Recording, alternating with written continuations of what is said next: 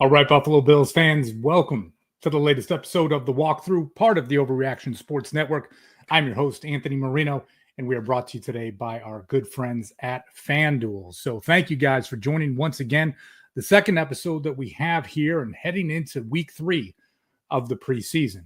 You know, it's interesting. Earlier this year, I wrote an article for BuffaloRumblings.com and was talking about, how I couldn't wait for the preseason to get started. So, you're just this lull in the sports calendar, and it's post-draft and post-free agency. And gosh, training camp is getting started, but you're just looking to see football. And then about 5 minutes into that football, you're just like, my gosh, what was I looking forward to when it came to preseason football? And none of that was more evident than last weekend's game where the Buffalo Bills got absolutely shellacked 38-0 by the Chicago Bears. But again, it's just the preseason. I'm not one of those to overreact to it in any way, shape, or form. To those of you that do, hey, that's your right. You can do what you need to, what you want to. That is perfectly fine.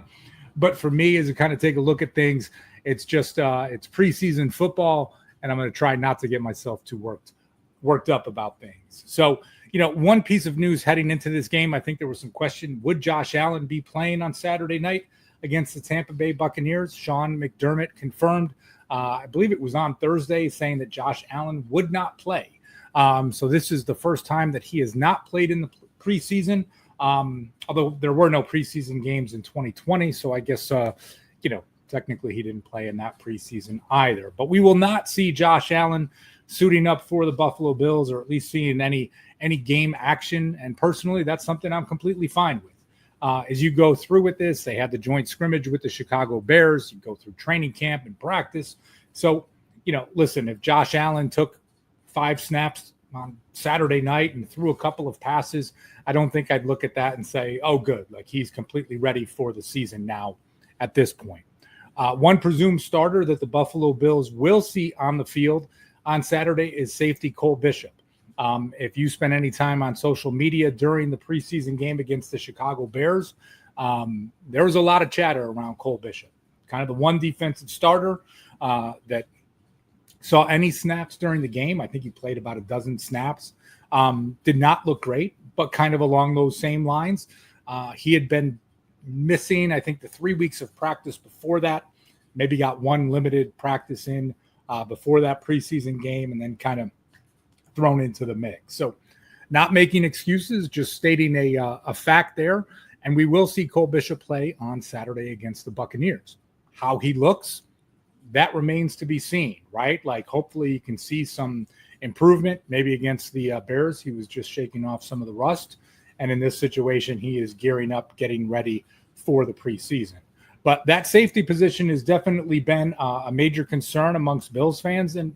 And I get it, right? You can look at things and think to yourself, maybe it just, maybe they should have done more this offseason. I mean, that's kind of in the rear view right now. This is the kind of the safety room that you have, whether it's Taylor Rapp or DeMar Hamlin, Cole Bishop, Cam Lewis, what that group is going to look like, Jordan Hancock. We got a group this is kind of what it is, and we're going to see who can make some plays, and hopefully Cole Bishop is that player for the Bills. If they were going to make a move, right, and people will talk about some free agents that are out there, Jordan Poyer's name will pop up. I don't know if that's something that we will see from Sean McDermott and or Brandon Beane, right? At this point, I think that room is kind of set, but it's something that many will keep an eye on, and maybe you've got some thoughts on what the Bills should do. This kind of leads to a little bit of a segue, and, sometimes when you're looking for new talent, you call on someone like our friends from ZipRecruiter. Finding the right candidate, it's not always easy, whether you're trying to get a starting safety or someone at your workplace. But with ZipRecruiter, they help you find amazing candidates fast, right? So right now you can try it for free at ZipRecruiter.com/audio. ZipRecruiter's smart technology helps you identify top talent for your role quickly and immediately after you post your job. ZipRecruiter's powerful matching technology can help you kind of get those qualified candidates in order. So who knows? Maybe Brandon Beane uses ZipRecruiter to identify some folks that he needs on his staff. But listen, all jokes aside, ditch the other hiring sites and let ZipRecruiter find what you're looking for, the needle in the haystack. 4 out of 5 employers who post on ZipRecruiter get a quality candidate within the first day. Try it for free at this exclusive web address, ZipRecruiter.com/audio. Again, that's ZipRecruiter.com/audio. ZipRecruiter, the smartest way to hire. So listen, all kidding aside, right? We know there's concerns out there as it relates to the safety room. And honestly, I hope when we look at the game on Saturday night, we see some good things from Cole Bishop.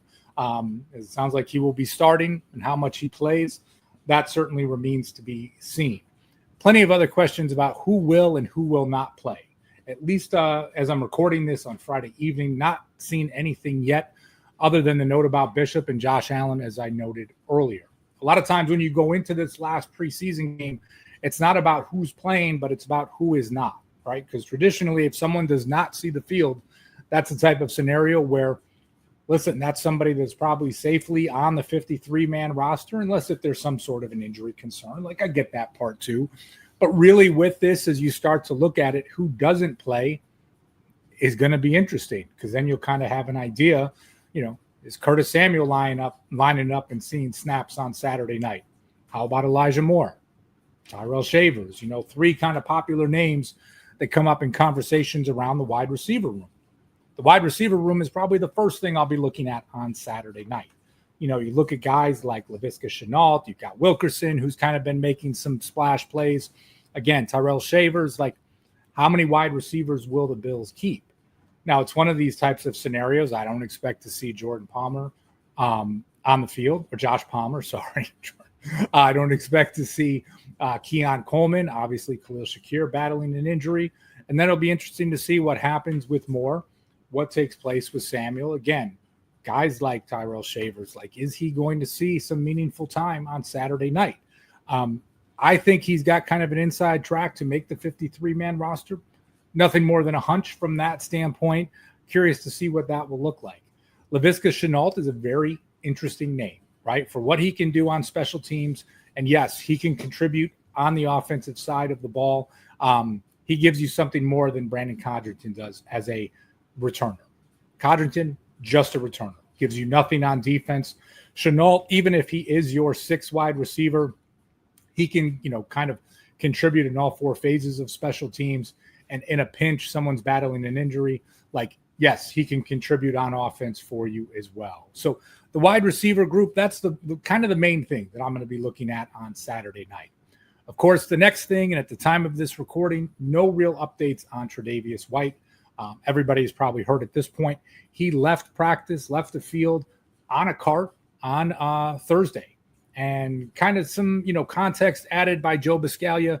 He's like, listen, maybe they pulled out the cart because you'd have to go all this way to get back to the locker room, kind of on an incline and all this and that. Like, if you've got the cart, rather than having him kind of walk, even if it's just a relatively minor injury, then let's not mess around with this. And let's kind of get him in a position where you can get him to where he needs to be. Now, with that, right, if it is somewhat of a serious injury for Tre'Davious White, which we hope it is not, then it really comes to the timeline. Like, could he be back and ready for week 1 against the Baltimore Ravens? Of course, rookie Max Harrison, we're in that same situation there, right, where it's just wait and see. He is not back to practice yet at this time. So as you sit here and you think about it and just like, okay, we're a couple weeks away from Sunday Night Football with the Baltimore Ravens, probably the most difficult opponent that is on your schedule this year. You'd like to have your cornerback depth on the roster and active and ready to go. And if both of those guys are potentially out for week 1, then you find yourself in a situation. Is it Dane Jackson? Is it Jamarcus Ingram? I mean, we've seen these guys do some things in the past, but right when you're going up in your season opener against one of the best offenses in all of football, I'd feel much better if Tre'Davious White was out there. Certainly would feel better if Maxwell Harrison was healthy. But again, based on his progress so far, that's not something that's happening. So, you sit here and you wait. And again, throughout the day on Friday, waiting to see if there was some kind of a report, anything, right? Whether it's coming from one of the local beat reporters, maybe one of the, the national reporters, and Adam Schefter and Ian Rappaport. Nothing yet at this time. So, cornerback, you go a couple weeks ago when Hairston gets injured. Okay, you're kind of like, you got Tre'Davious White. This is not a long-term injury. He's gonna, be okay after a few weeks. But then with Trey White going down, taking a look at what that is, that kind of leads you some questions. And I try not to put too much stock into just one game on the schedule, right?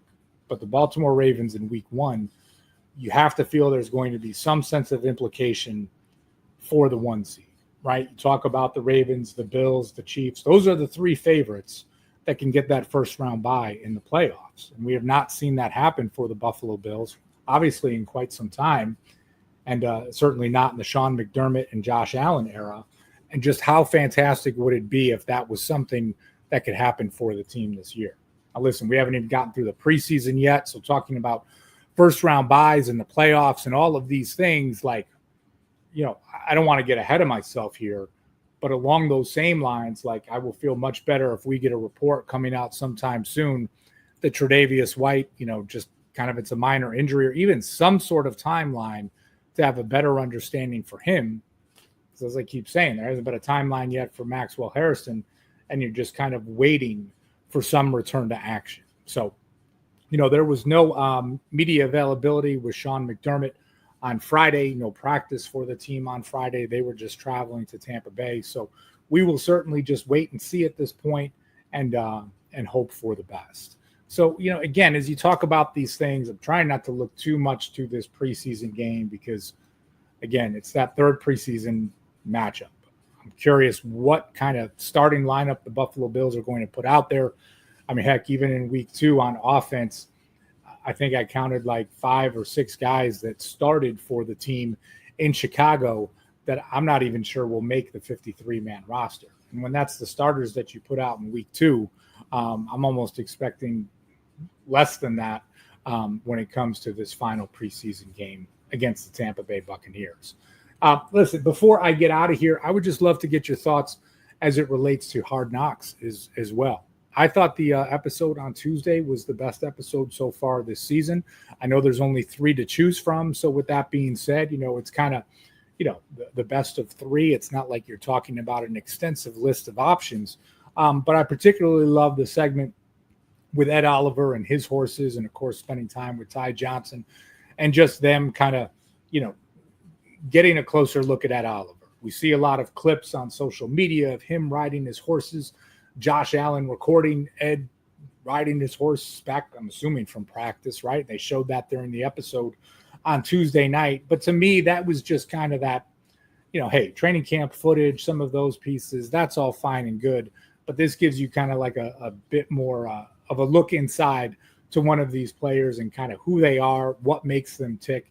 I think for anybody that watches Ed Oliver outside of Buffalo through any regular season game, you wouldn't know that about him. Then all of a sudden you see him rattling off the names of like 30 different horses that he owns. To me, that's something that was pretty fun. It was pretty exciting. And that was my highlight so far of all of the Hard Knocks episodes. So, but again, hit me up in the comments. Make sure you let me know kind of your thoughts on Tuesday's episode. And obviously, like everybody else, we'll be looking forward to this coming week, because Tuesday at 4 p.m., that's when the 53-man roster is due for the Buffalo Bills. That's when those final cuts take place. Now, listen, we know cuts are never final. You never know how things are going to shake out on another club's roster and who might be let go and some of the shuffling that can take place there. Gabe Davis was reportedly in Buffalo just a couple days ago, so that's something to keep an eye on, too, when you talk about this wide receiver room and what can happen. So it's going to be an interesting few days. And again, you look at this game on Saturday night, maybe that's not going to be the most interesting, but I think as you kind of play through things, where things go from there, how it progresses, that will certainly be interesting. So listen, just to kind of recap this episode, first off, no Josh Allen playing on Saturday night. I do not expect to see any starters other than Cole Bishop. And the only reason we know that is because it was announced by head coach Sean McDermott, and hopefully the second-year player out of Utah can kind of, again, show some progression, show that he's kind of getting back into shape. Missing 3 weeks of training camp is no small, amount of time. So for him to get back and get back on the field here a week later, Let's certainly hope for the best with him because, listen, we're going to need him to have a good season as Bills fans, and hopefully he can take that next step from his rookie year.